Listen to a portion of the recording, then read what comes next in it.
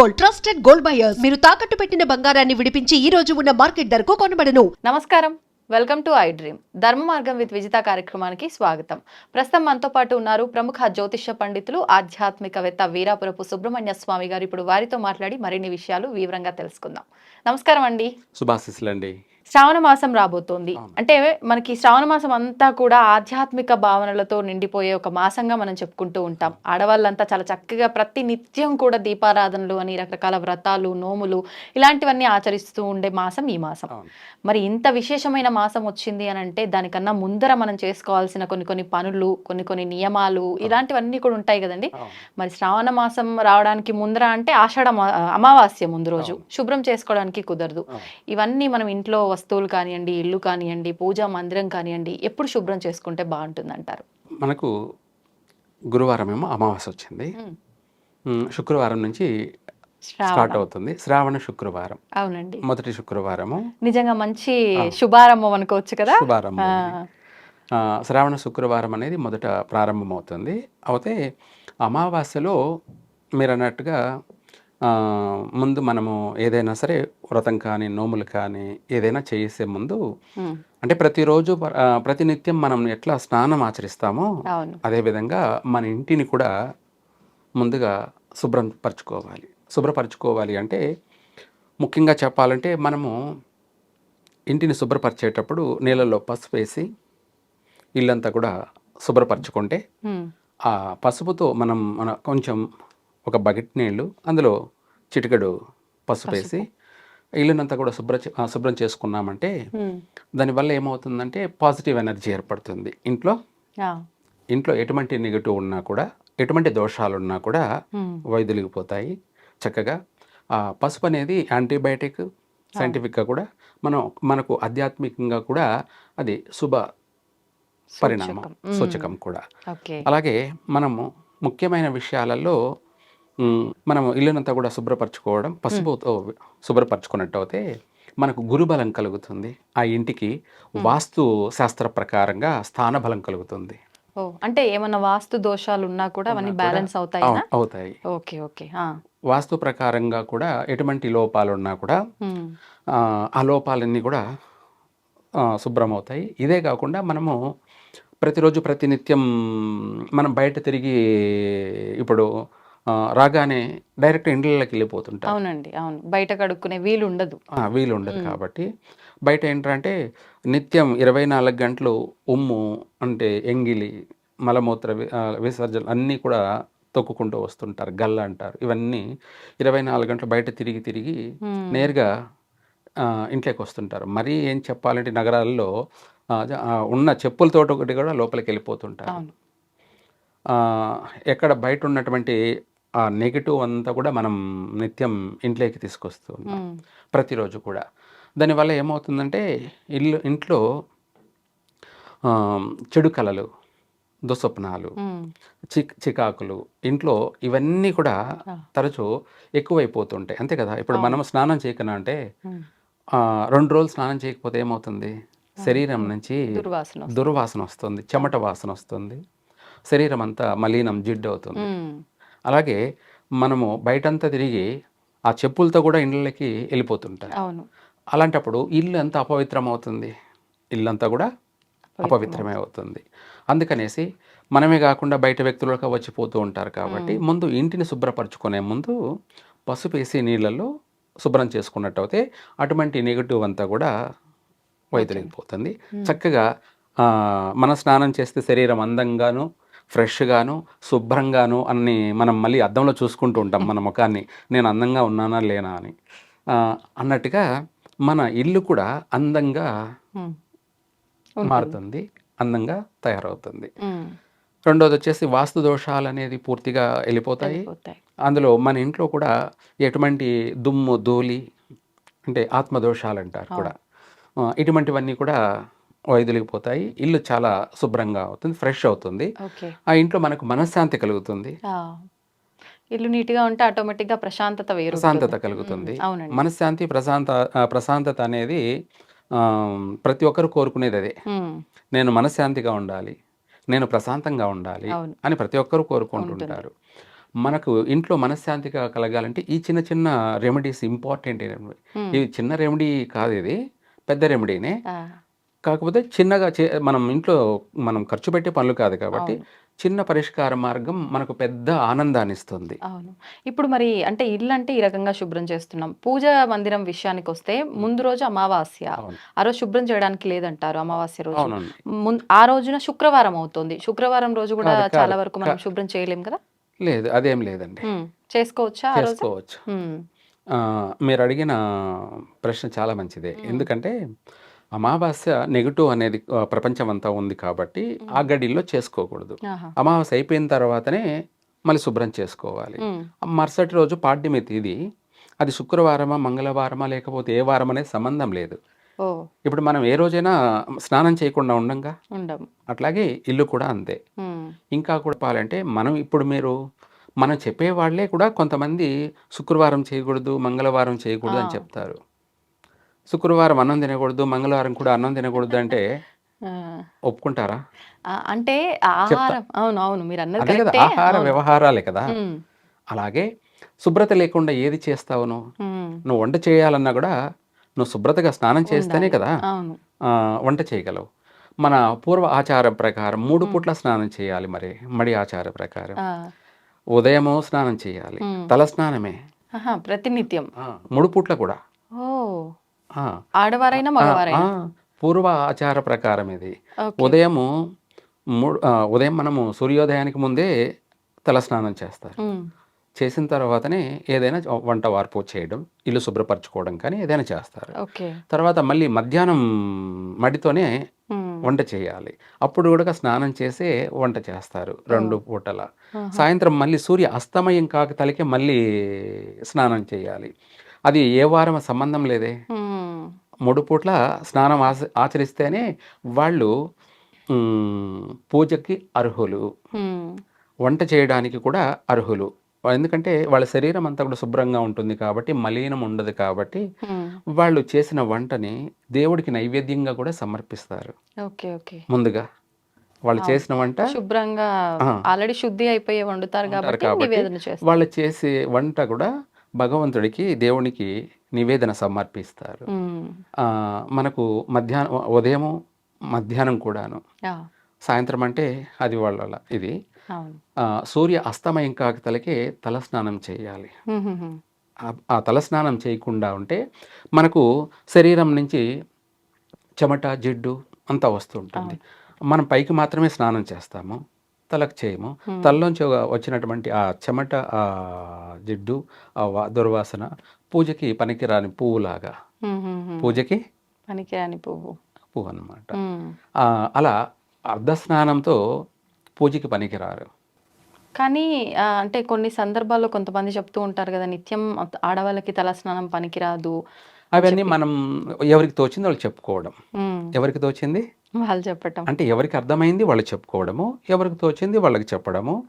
లేదంటే మనం ఏదో ఒకటి చెప్పాలి కాబట్టి, మీరు అడిగారు నేను ఏదో ఒకటి చెప్పాలి కాబట్టి చెప్పడము. లేదు, తలస్నానం ఆచరిస్తే సిరి సంపదలు పోతాయి అని అంటే, పూజకే పనికిరాని పువ్వుని మనం ఏమనాలి మరి? ఎలా సిరి సంపదలు పోతాయి? అదే కదా, సంబంధం లేదు.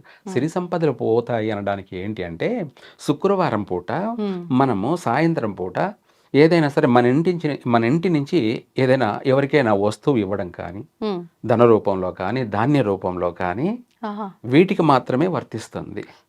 స్నానానికి పూజకి సంబంధం లేదు. అది నిత్య కృత్య కర్మలు. ఎవరికైనా సరే, చెప్పే వాళ్ళకైనా, చెప్పని వాళ్ళకైనా, చూసే వాళ్ళకైనా, ఆచరించే వాళ్ళకైనా, ఎవరికైనా కూడా అది పవిత్రం. అది ముందు మనం శుభ్రంగా ఉండడం, తర్వాత ప్రతిదీ కూడా శుభ్రంగా చేయడం, అందంగాను తీర్చుకోవడం, అంతవరకే.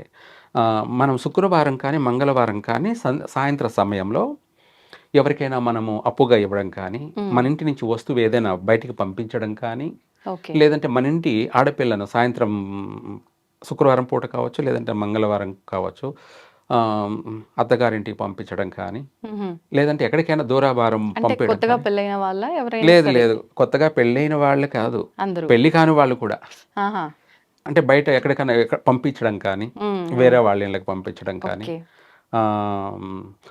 అట్లా ఏదైనా కొన్ని కొన్ని పనులు ఏ పనులు చేయాలి అంటే మనము ఏది ఆచరించాలి ఏది ఆచరించకూడదు అనేది కూడా 100% రీజన్ ఉండాలి. శుక్రవారం స్నానం చేయకూడదు అని అంటే మామూలుగా అసలు తల స్నానం చేయకూడదు అనే వాళ్ళు ఉన్నారనమాట. స్నానం చేయకపోతే పూజకి ఎలా పనికొస్తారు? అంటే ప్రత్యేకమైన రోజులలో ఖచ్చితంగా తలస్నానం చేయాల్సిందే. తిథులు, వారాలు ఇవన్నీ మామూలుగా అయితే యాక్చువల్గా అయితే నిత్యం చేయాల్సిందే తలస్నానం కూడా అందరూ కూడా. ఇప్పుడు ఉన్నటువంటి బిజీ ఇదిని బట్టి ఇప్పుడు వాళ్ళ వృత్తి ప్రకారంగా ఎవరి పనులు వాళ్ళు బిజీ. రెండోది రోజు రోజుకి లైఫ్ చేంజ్ అనేది మారిపోతూ ఉంటుంది. మనము కొత్త ఒక వింత పాత ఒక రోత అన్నట్టుగా. ఇప్పుడు ఇంకా చెప్పాలి అంటే స్నానమే చేయకుండా సెంటు కొట్టేసుకొని, ఎందుకంటే మన శరీరం నుంచి ఒక పూల వాసన వస్తే చాలు అన్నట్టుగా సెంటు కొట్టేసుకొని పనులు చేసుకోవడమే. ఇలా మారిపోయింది కాలం. అంటే పరిస్థితులకు తగ్గట్టుగా మారిపోయింది. అది 100% కరెక్ట్ కాదు. ప్రకృతి ప్రకారంగా మనము ముందు పవిత్రంగా ఉన్నామా లేదా, అంటే మనం శుభ్రంగా ఉన్నామా లేదా. మనం ఎప్పుడైతే పవిత్రంగాను శుభ్రంగా ఉంటామో అప్పుడు అన్నిటికీ అర్హులం. అంతే. పూజ చేయడానికి కానీ వంట చేయడానికి కానీ అన్నిటికీ కూడా 100% ప్రతిదీ కూడా శుభ్రతే. ఇంకా చెప్పాలి అంటే మీరు ఇందాక అడిగారు కాబట్టి ఒక మాట చెప్తాను. తలస్నానం అన్నాం కదా, తలస్నానం చేయకుండా ఉంటే మన శిరస్సులో తలలో సూక్ష్మ క్రిములు ఉంటాయి, వెంట్రుకల్లో ఉండిపోతాయి. అయితే ఇది ఏమిటి అని మీరు అడగచ్చు. ఇప్పుడు కోవిడ్ అనేది ఉండింది కదా, మనకు అవి సూక్ష్మ క్రిములు ముక్కల్లోకి వెళ్ళిపోతాయని చెప్పేసి దానివల్ల కోవిడ్ వస్తుంది అని చెప్పారు. దీని గురించి కామెంట్ కూడా వస్తాయి చెప్తే. ఎలా అంటే ముక్కల్లో మనకు వెంట్రుకలు ఉంటాయి, ఆ వెంట్రుకలు శుభ్రంగా పీకేసుకుంటుంటారు. అర్థమైందా? ముక్కల్లో వెంట్రుకల్ని పీకేసుకుంటారు. దానివల్లనే కోవిడ్ వచ్చే అవకాశం ఉంది. కోవిడ్ అనే మనకు అదొక ప్రత్యేకంగా పేరు పెట్టాల్సిన అవసరం లే. ఎటువంటి అయినా కూడా మనకు శ్వాసకోశాలకు సంబంధించి, కోల్డ్కు జలుబుకు సంబంధించి, ఆస్మా అంటారు, ఇటువంటి వాటన్నిటికీ అవకాశం ఉంది ఆ వెంట్రుకలు లేకపోతే. ఆ వెంట్రుకలు కానీ ముక్కుల్లో బాగా ఉన్నాయనుకోండి, ఎటువంటి డస్ట్ అయినా సరే, ఎటువంటి క్రిములైనా సరే అక్కడ వెంట్రుకల దగ్గరే ఆగిపోయి అది డ్రై అయిపోయి ఉంటలు కట్టేస్తుంది. దాన్ని మనం తీసేసుకుంటే అక్కడ ఫిల్టర్ చేస్తుంది. ఏమిటి? ఫిల్టర్ అవుతుంది. ఇక్కడే ఫిల్టర్ అయిపోతుంది. అదే మనము తలలోకి వెళ్ళిపోతే ఏమవుతుందంటే అది ప్రమాదంగా మారే అవకాశం ఉంది, ఇన్ఫెక్షన్ అయ్యే అవకాశం ఉంది, దానికి ఆపరేషన్లు జరిగేంత సమస్యలు ఉన్నాయి. ఒక వెంట్రుకల గురించే మనం ఆలోచించేస్తే ఎంత పెద్ద ఇది ఉందో చూడండి, ఇష్యూ ఉంది. దాన్ని మనము అన్నిటినీ కూడా శుభ్రపరచుకోవడం అనేది ముఖ్యము, ఇంపార్టెంట్. ఆరోగ్యమే మహాభాగ్యము, ఇది ఇంపార్టెంట్ ఎవరికైనా కూడా. అయితే శ్రావణ మాసంలో ముందుగా అలాగే మనం ఇందాక అనుకుంటున్నట్టుగా ఎవరైనా సరే మనం ఇంటిని శుభ్రపరచుకున్న తర్వాత ఈ శ్రావణ మాసం ప్రారంభమవుతుంది కాబట్టి ఆ రోజు నుంచి 15 రోజులు అంటే పాడ్యమి మొదలుకొని శ్రావణ మొదటి 15 రోజుల అంటే పౌర్ణమి వరకు శుద్ధపక్షము, శుక్లపక్షం అంటారు. చంద్రుడు రోజు రోజు అభివృద్ధి చెందే సమయము. ఆ సమయంలో మొదటి శుక్రవారం నుంచే ప్రతిరోజు కూడా. అలాగే మనకు నాగల చవితి వస్తుంది కాబట్టి మంచిది. ఆ పాడ్యమి మొదలుకొని సుబ్రహ్మణ్య స్వామిని ఆరాధిస్తారు ఎక్కువ శాతము. పాడ్యమి, విదియ, తదియ, చవితి, పంచమి, షష్ఠి 6 రోజులు నాగారాధన చేస్తారు. 6 రోజులు చేస్తారు. 6 రోజులు అంటే షణ్ముఖుడిని పూజించడం అనమాట. దాన్ని మనము సుబ్రహ్మణ్య స్వామి అన్ని చోట్ల ఉన్నారు కాబట్టి ఎక్కడైనా సరే పుట్టలు ఉంటాయి, నాగశిలలో ప్రతిష్ఠ చేయబడినటువంటి విగ్రహాలు ఉంటాయి కాబట్టి ఆ 6 రోజులు కూడా మనము పూజ చేసుకోవచ్చు. అయితే ఇక్కడ ముందుగా మనము మన అష్టదరిద్రం ప్రక్షాళన కావాలన్నా, మనకు పట్టి అటువంటి ఏలేనాడు శని కావచ్చు, అష్టమ శని కావచ్చు, అర్ధాష్టమ శని కావచ్చు, గ్రహపీడలు ఏవైనా సరే, శత్రు దోషాలు అంటారు, శత్రు వినాశనం అలాగే నరదృష్టి ప్రక్షాళన, ఇటువంటివన్నీ కూడా ప్రక్షాళన జరగాలంటే ఆవు పాలు తీసుకొని పచ్చి పాలు కాంచకుండానే ప్రతిరోజు స్నానం చేసే ముందు మనము తలపైన పచ్చి పాలతోటి స్నానం చేసి ఆ తర్వాత చల్లనీళ్ళతో స్నానం చేయాలి. మ్మ్. అలా చేసినట్టయితే వాళ్ళ శరీరంలో పాజిటివ్ పెరుగుతుంది. Okay okay. ఆహా. అంటే గ్రహపీడలన్నీ కూడా వైదొలిగిపోతాయి, మ్మ్. నరదృష్టి కూడా వైదొలిగిపోతుంది చక్కగా. వాళ్ళు వాళ్ళ యొక్క పవిత్రులు అవుతారు. వాళ్ళ జన్మతః అంటే మనకు పైన శరీరం మాత్రమే శుభ్రం కావడం కాదు, తలరాత కూడా ప్రక్షాళన జరుగుతుంది. విధి రాత ప్రక్షాళన జరుగుతుంది.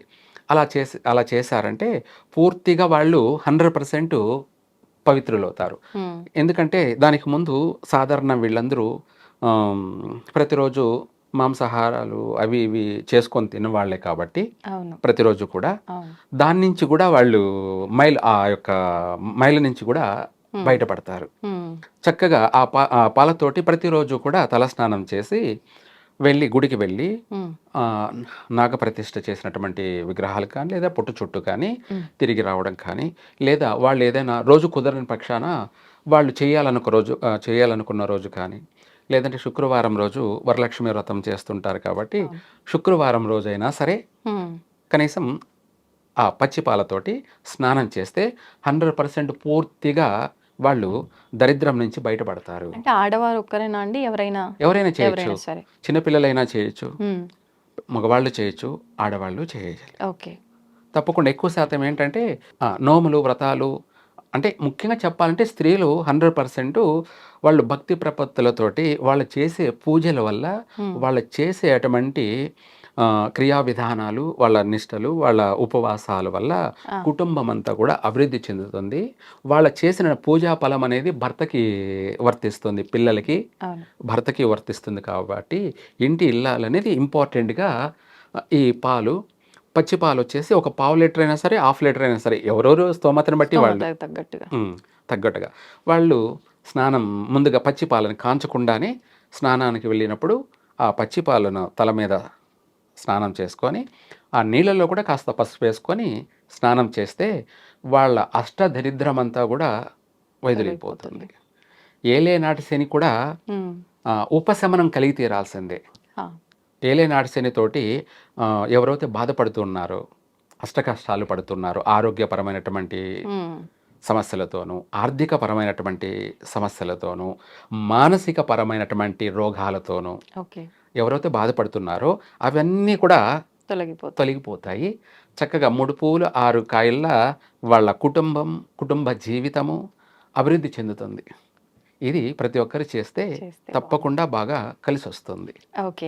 అంటే ఇల్లు శుభ్రం చేసుకోవడంతో పాటు మనకున్న ఇబ్బందులు తొలగిపోవాలంటే ఇలాంటి విధానాన్ని ఆచరిస్తే బాగుంటుంది, ప్రత్యేకించి శ్రావణ మాస ప్రారంభంలో. ధన్యవాదాలండి. సర్వే జన సుఖినో భవంతు.